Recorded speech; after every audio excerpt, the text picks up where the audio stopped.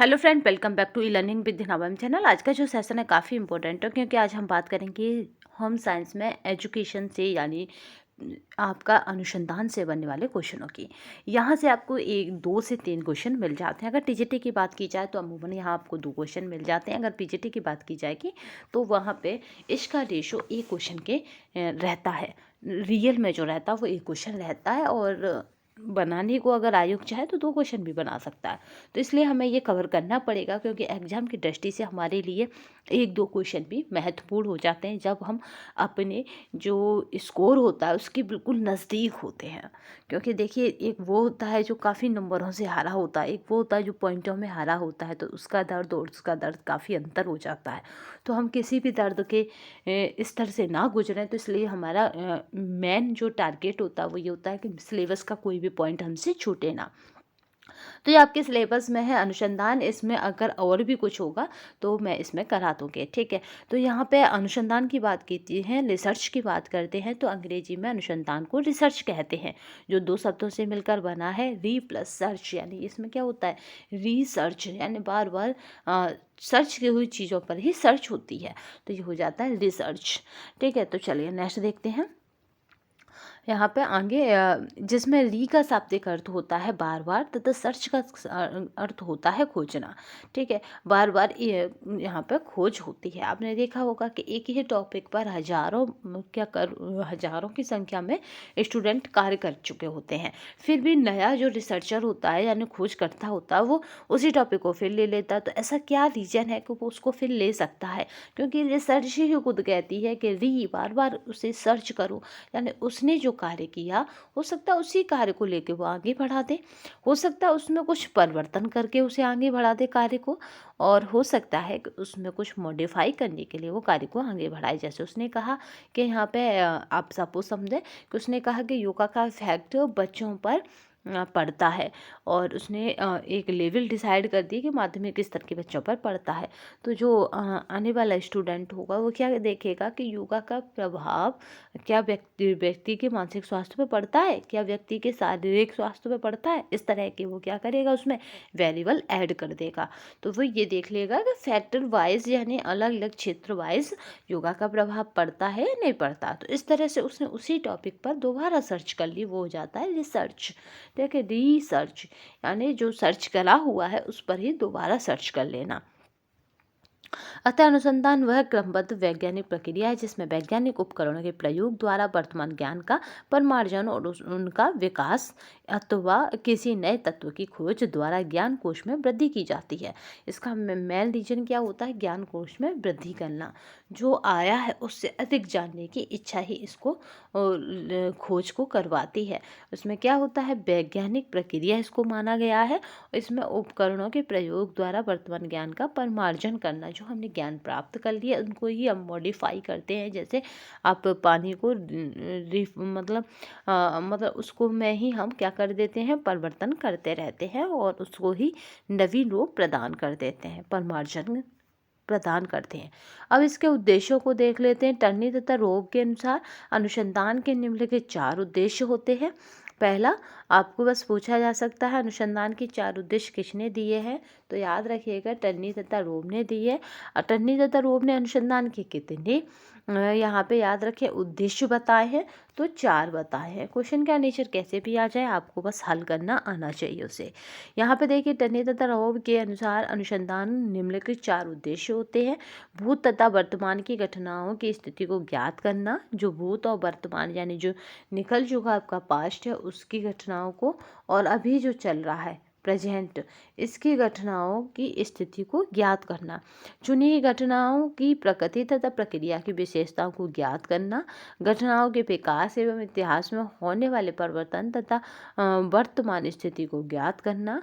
घटनाओं एवं चरों में कारण संबंध स्थापित करना। यहाँ पे कारण संबंध जरूर देखे जाते हैं कि घटनाओं जो चर हैं उनके जो चरों में कारण संबंध किस तरह के हैं, ये महत्वपूर्ण हो जाते हैं। अब आते हैं अनुसंधानात्मक त्रुटि, जिसको एरर कहा जाता है। हमेशा एरर दो टाइप की होती हैं, वन टाइप और टू टाइप। ठीक है, अब वन टाइप एरर किस तरह की होती हैं, जिसको देखते हैं यहाँ पे। जब यह तब होती है जब कोई अन्वेषक एक शून्य परिकल्पना को अस्वीकार करता है जो वास्तव में सच थी। यानी उसने शून्य परिकल्पना बुलाई। वन टाइप एरर कब होती है, जब उसने शून्य परिकल्पना बुलाई और वो शून्य परिकल्पना यानी नल हाइपोथेसिस उसकी क्या है, सही है। ठीक है, जैसे मैंने बताई कि योग अभ्यास का प्रभाव विद्यार्थी के स्वास्थ्य पर नहीं पड़ता, और ये मेरी परिकल्पना क्या है, सही निकली जब मैंने उसके रिजल्ट वेरीफाई किए तो।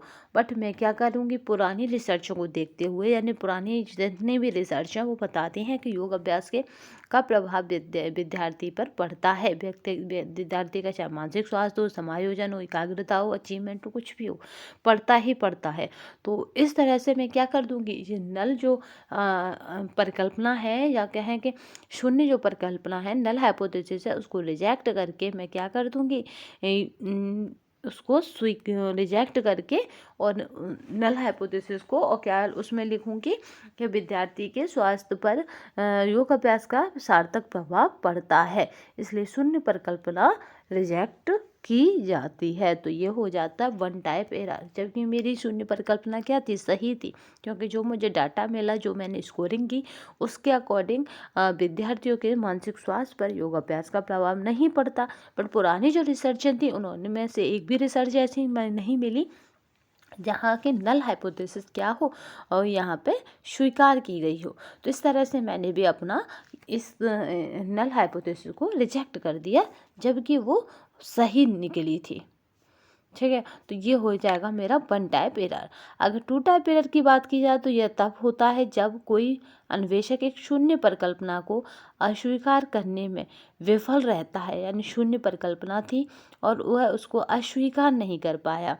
ठीक है, तब ये क्या हो जाता है, टू टाइप एरर हो जाता है, तथा गलत परिकल्पनाओं को सत्य मान लेता है। जो उसकी गलत परिकल्पनाएं थी, जैसे यहीं पे हो कि योग अभ्यास का विद्यार्थी पर कोई सार्थक प्रभाव नहीं होगा।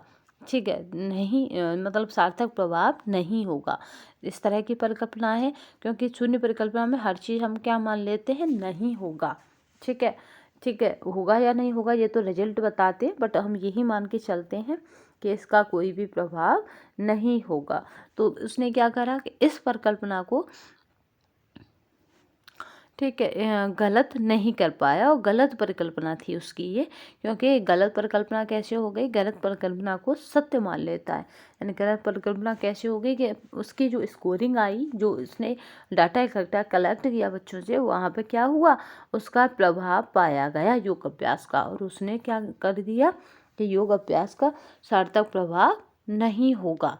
ठीक है, ये मान के चला और उसने उसी परिकल्पना को स्वीकार कर लिया। तो ये हो जाती है टू टाइप्स एरर।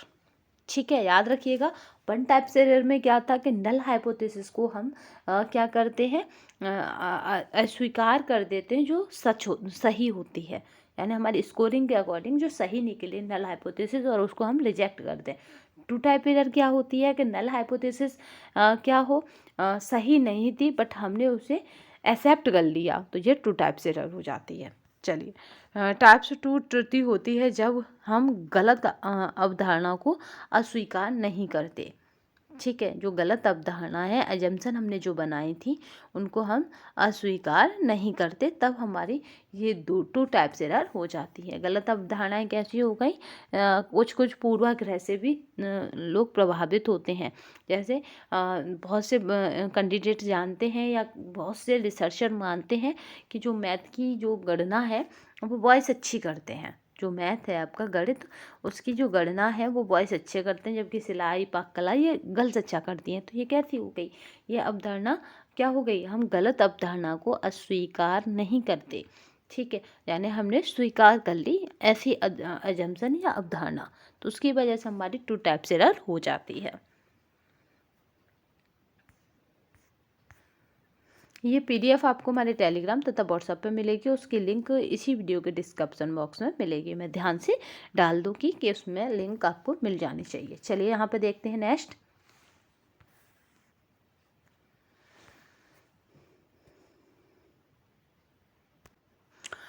यहाँ पे इसको देखिए, अनुसंधान की सामान्य विशेषताएं क्या होती हैं। पहली है नवीन ज्ञान में वृद्धि एवं विकास करता है।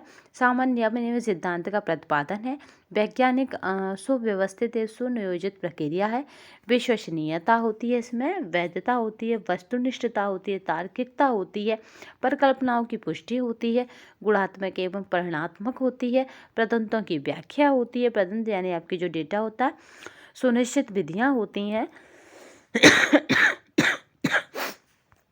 एवं प्रविधियाँ होती हैं, यानी जो स्टैटिक्स लगाते हैं उसमें वो वैज्ञानिक रिपोर्टें होती हैं, यानी जो आपके निष्कर्ष आए हैं वो हम बताते हैं किस तरह के निष्कर्ष हमने अपने डेटा के फाइंडिंग में पाए हैं।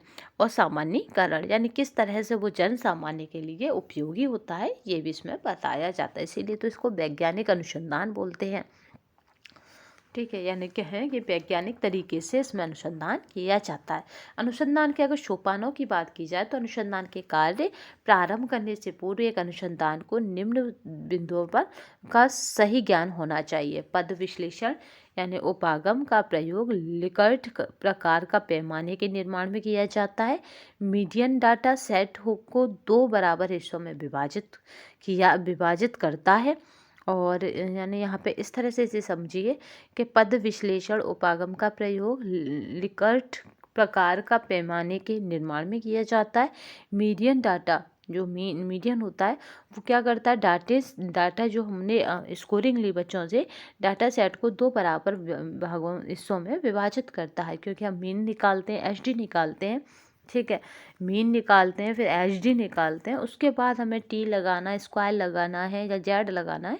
ये हम अपने उस मीन और एचडी के बाद अपने डाटा वितरण की एजम्पशन को, यानी जब हम टी लगा रहे हैं तो उसकी एजम्पशन को देखकर, टी हमारा कब लगता है, जब हमारा डाटा नॉर्मली हो, कर्व पर, नॉर्मल कर्व पर डिस्ट्रीब्यूट होता है, तब हम उसमें टी लगाते हैं। परिकल्पनाएं किसी समस्या का सोचा समझा गया आवेदित उत्तर है। परिकल्पनाएं क्या है, हमने जो सोचा है, जो परिकल्पनाएं हमारी कब टॉपिक के साथ ही बन जाती हैं। तो परिकल्पनाएं क्या होती हैं, किसी समस्या का सोचा समझा गया आवेदित उत्तर है।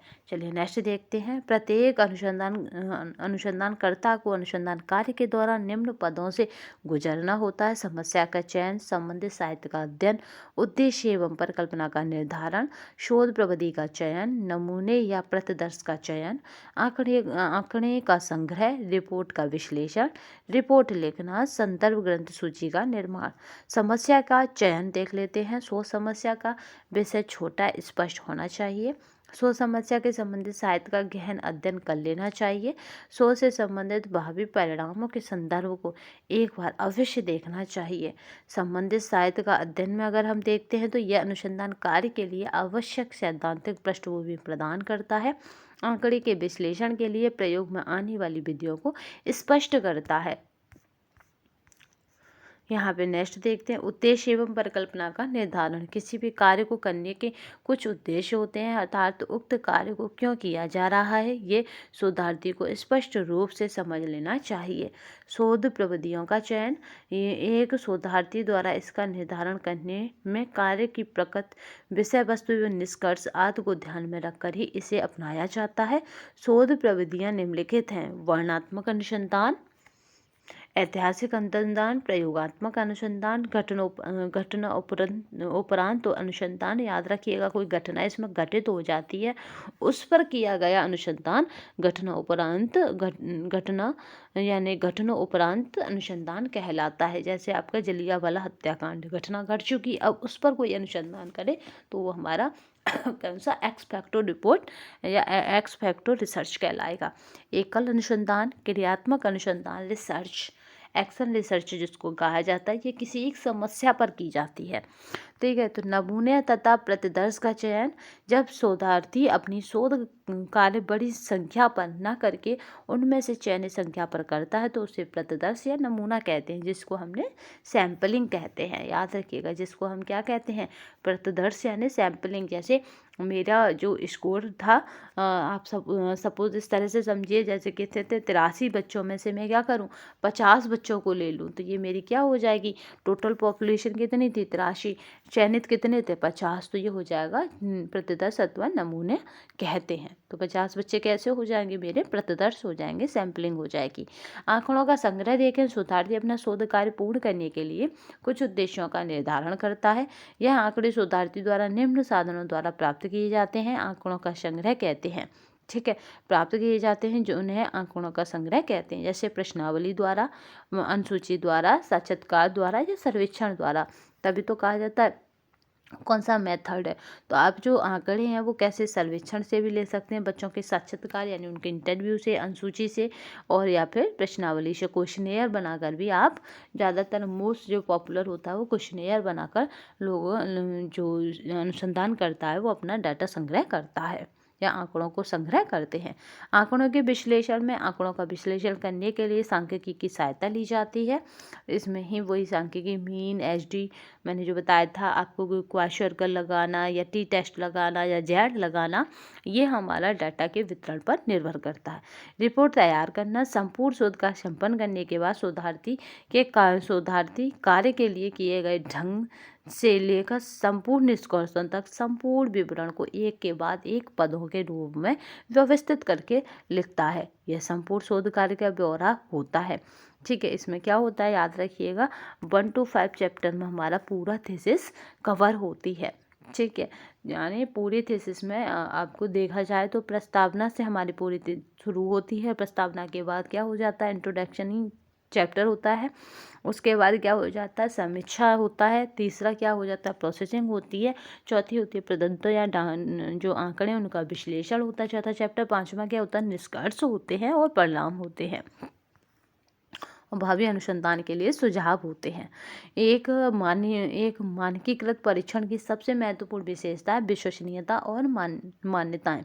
लचीला, कार्योन्मुखी, लागत प्रभावी आदि के द्वारा निरीक्षण किया जाता है। शोध की रूपरेखा जो आसान अस्पष्ट होती है उसे अन्वेषणात्मक शोध रूपरेखा कहते हैं।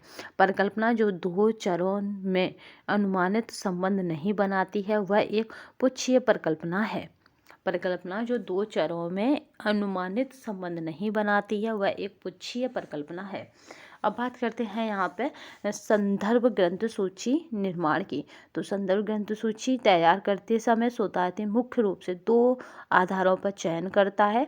ठीक है, संदर्भ यानी रेफरेंस जब आप तैयार करते हैं तो 2 आधार लेते हैं, वर्ष के आधार पर या फिर वर्णमाला के आधार पर। मोस्टली विद्यार्थी जो है वो अल्फ़ाबेट के आधार पर इसको रखते हैं, यानी वर्णमाला के आधार पर रखते हैं, यानी ए बी से जैसे आपके शुरू हो रहे हैं। क्योंकि वर्ष क्या है, वर्ष इनके बीच में आती है, पहले ऑथर आता है, पहले ऑथर का सरनेम आता है, फिर ऑथर आता है, फिर ईयर आती है। तो मोस्टली स्टूडेंट इस वाले मेथड को काम करते हैं क्योंकि जो अल्फ़ाबेट है वो पहले आ जाता है, सन बाद में आती है। चलिए अब बात करते हैं शोध प्रपत्र की। शोध प्रपत्र क्या है, शोध लिखने का कोई एक निश्चित प्रारूप नहीं होता है। शोध प्रपत्र यानी रिसर्च पेपर है आपके, ये याद रखिएगा। प्रत्येक शोधार्थी अपने ढंग से प्रपत्र लिखता है। प्रपत्र का निजी प्रारूप होता है। इसे तैयार करने में पूर्ण प्रमुख बिंदुओं की एक सूची तैयार करनी चाहिए। इन बिंदुओं का स्तर एवं क्रय निर्धारित करना चाहिए। शोध प्रपत्र के रूप में 3 प्रमुख बिंदुओं को सम्मिलित किया जाता है। प्रस्तावना की अगर बात की जाती है तो इसमें शोध की समस्या को स्पष्ट रूप से परिभाषित की जाती हैं। शोध का प्रमुख आशय किया जाता है। अगर बात की जाए विषय वस्तु की तो उसमें क्या है, इसका मुख्य अंग शोध प्रबंध से ही लिया जाता है। प्रपत्र में शोध क्रियाओं का विश्लेषण किया जाता है। अगर निष्कर्ष की बात की जाएगी तो शोधकर्ता को अपने प्रमुख निष्कर्षों को कथनों के रूप में प्रमुख करना होता है। निष्कर्षों के पक्ष एवं विपक्ष में शोधकर्ता को अपने तर्क भी देना चाहिए। साथ ही अन्य शोध निष्कर्षों की सहायता से उनकी संस्तुति की जानी चाहिए तथा उसकी उपयोगिता का उल्लेख किया जाना चाहिए। यानी 3 में हम बेसिकली इसको शोध जो आपका रिसर्च पेपर होता है उसे डिफाइन करते हैं कि प्रस्तावना हो, उसमें विषय वस्तु क्या, आप किस पर कार्य किए ये हम बताते हैं, फिर देन उसके बाद निष्कर्ष बताते हैं। शिक्षा में अनुसंधान के स्तरों की अगर बात की जाए तो शिक्षा में अनुसंधान की व्याख्या 4 स्तरों पर की जाती है, जो इस प्रकार है। आंकड़ों का संकलन, इन स्तरों की व्याख्या एवं वर्गीकरण प्रश्नों व समस्याओं की प्रकृति के आधार पर की जाती है। शोध कार्य से शिक्षा की प्रक्रिया में सुधार तथा परिवर्तन किया जाता है और इससे शोध प्रभाव का मापन किया जाता है। आंतरिक वैधता की बात की जाए तो इस स्तर के शोध कार्यों द्वारा निम्नलिखित प्रश्नों का उत्तर देने का प्रयास किया जाता है। जो जो हो रहा है उसका क्या कारण है, क्या इसका कारण मैं हूँ, अथवा क्या इनमें परिवर्तन किया जा सकता है। वह वैधता, इस स्तर के शोध कार्यों से निम्न प्रश्नों का उत्तर ज्ञात किया जाता है। या क्या यही क्रियाएं भिन्न परिस्थितियों के अंतर्गत होंगी, अथवा यहाँ कहाँ तक शोध के निष्कर्षों का सामान्यीकरण किया जा सकता है। यानी इस तरह से यहाँ पे देखा जाता है। सैद्धांतिक वैधता, इस स्तर के शोध कार्यों में जो हो रहा है उनमें कौन से सिद्धांत निहित हैं। इस स्तर के शोध कार्यों से उच्च प्रकार के अनुसंधान ही नहीं अपितु उच्च प्रकार के चिंतन भी तैयार किए जाते हैं। यह वैज्ञानिक विधि पर आधारित होता है। और यहाँ पे देखते हैं बस विधि पर आधारित होता है। शोध रिपोर्ट आधारित होता है। शोध रिपोर्ट एक अनौपचारिक व्यक्त शोध प्रक्रिया है। यह मानकीकृत परीक्षण की सबसे महत्वपूर्ण विशेषता विश्वसनीयता और मान्यताएं हैं। शोध डिजाइन में शोधकर्ता दो चरों के बीच संबंध ज्ञात करने हेतु परिकल्पना का सत्यापन करता है। जो संबंध होते हैं उसको ज्ञात करने हेतु क्या करता है, जो परिकल्पना है उनका सत्यापन करता है। तो आज के सेशन में बस इतना ही। नए सेशन में फिर मिलेंगे, तब तक के लिए धन्यवाद। वंदे मातरम। ये PDF आपको हमारे टेलीग्राम तथा व्हाट्सअप दोनों पे अवेलेबल रहेगी और दोनों पर आपको उपलब्ध रहेगी। तो आज के सेशन में बस इतना ही। नए सेशन में फिर मिलेंगे, तब तक के लिए धन्यवाद। वंदे मातरम।